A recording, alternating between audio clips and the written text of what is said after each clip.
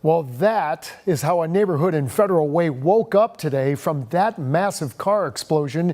Shattered glass, car parts left in the middle of the street. It is quite a mess. And right now, law enforcement is trying to figure out what went wrong. KIRO 7's Eric Thomas went out to Federal Way.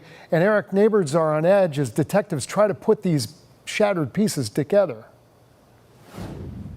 Investigators continue to comb the scene here in Federal Way, and you can see behind me that scorched red car and the aftermath. Glass and debris still littering the street after that car explosion shook this neighborhood early this morning, and both authorities and neighbors try to piece together exactly what may have happened. That loud explosion is seen and heard from a doorbell cam, shaking things up just after 3 a.m. along South 308th Street near 20th Avenue South. A quiet residential neighborhood opposite Steel Lake, only about a half a mile from Federal Way High School.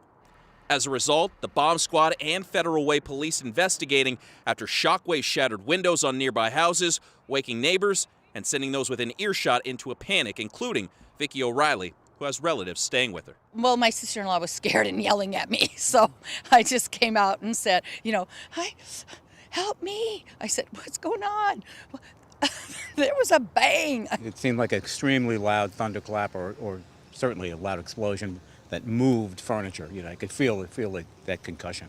So it was substantial, very substantial. Authorities don't believe there to be any known injuries, and they're still trying to determine the cause of the explosion, but the damage is evident. A charred chassis, what looks to be a front hood strewn into the street, damage to surrounding vehicles, and a lot of questions left unanswered, including whether or not the incident was accidental or intentional.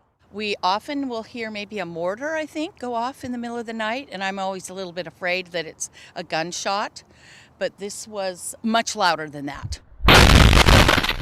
Everybody was on texting and on Ring Door, talking to each other, saying, "What was that? And did anybody know what it is?" And so everybody was trying to figure it out.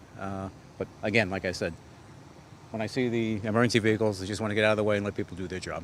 Now, besides the safety and well-being of those around the neighborhood, investigators still here trying to figure out exactly what may have occurred this morning. So stick with KIRO 7.